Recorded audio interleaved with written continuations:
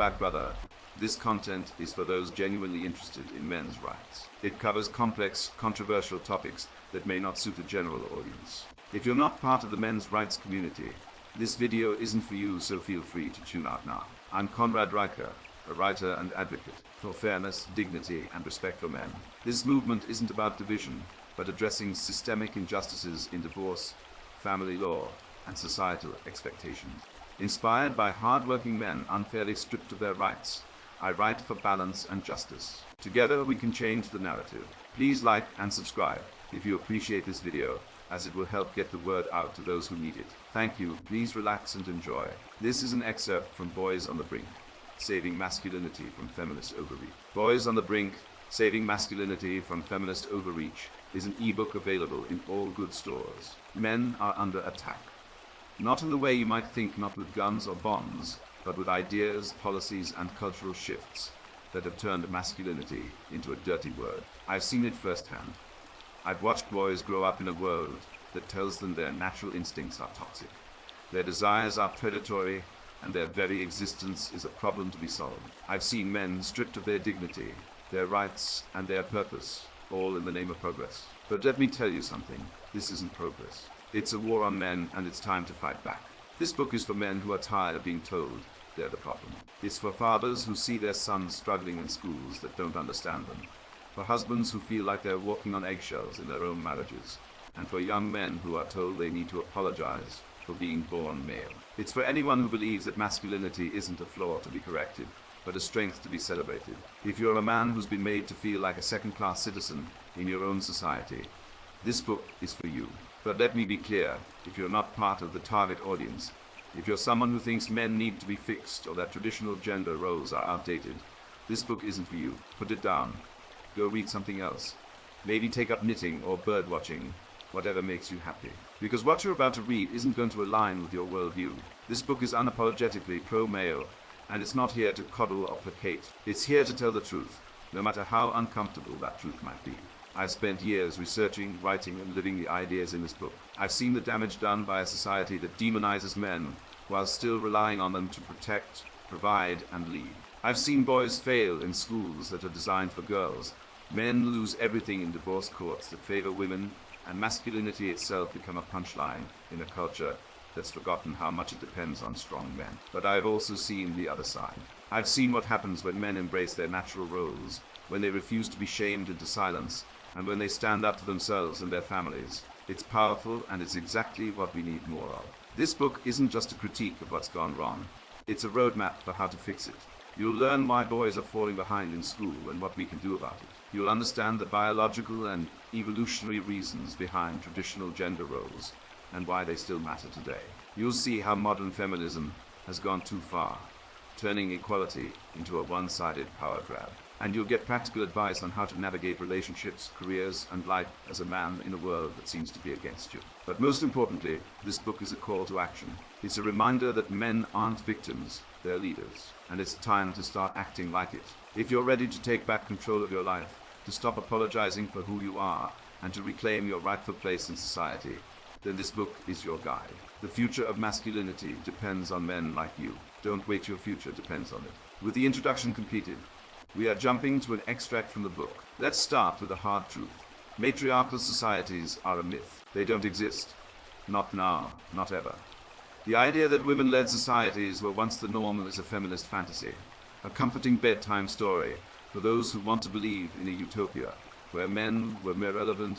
Take the Mosul people of China, often touted as a matriarchal society. Sure, they have matrilineal inheritance, but guess what? Men still hold the real power. They make the decisions, they handle the politics, and they protect the community. The Mosul are not a matriarchy. They're a matrilineal society with a patriarchal backbone, and even they are struggling to maintain their traditions in the face of modernity.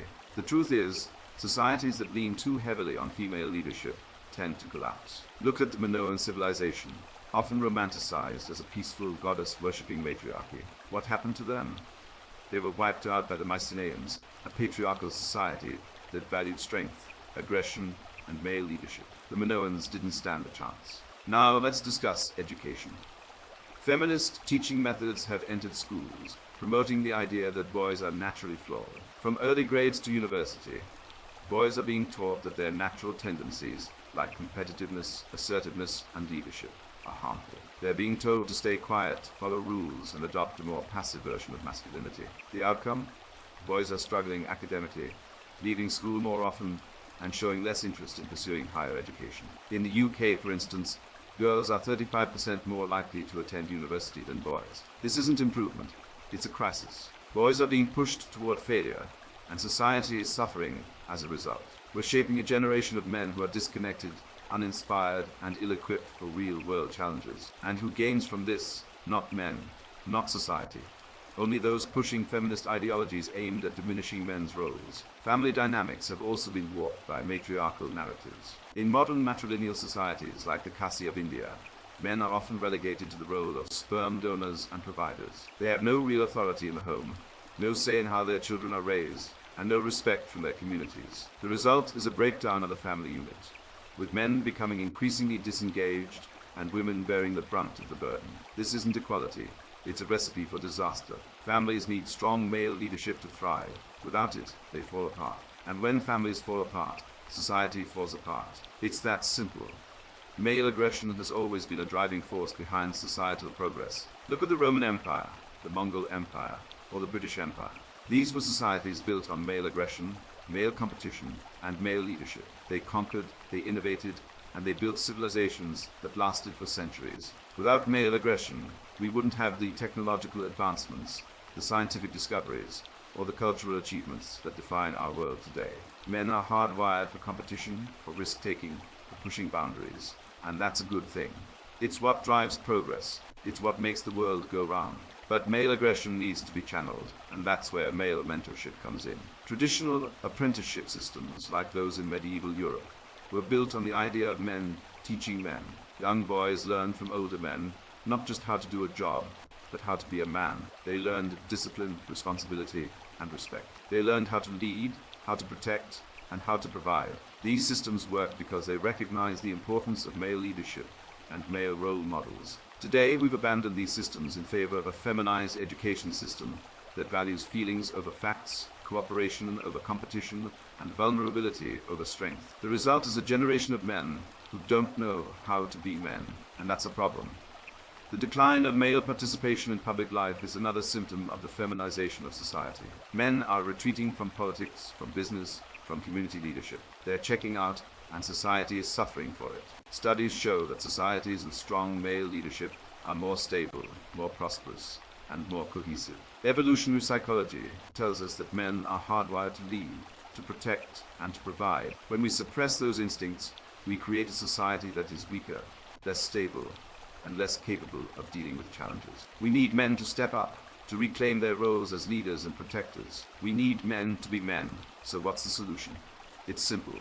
Men need to take back control. They need to reject the feminist narrative that tells them they're toxic, that they're oppressive, that they're the problem. They need to embrace their natural instincts, their natural strengths, and their natural roles as leaders and protectors. They need to mentor the next generation of men, to teach them how to be strong, how to be responsible, and how to be leaders. They need to reclaim their place in society, not as second-class citizens, but as equals. Because the truth is, society needs men.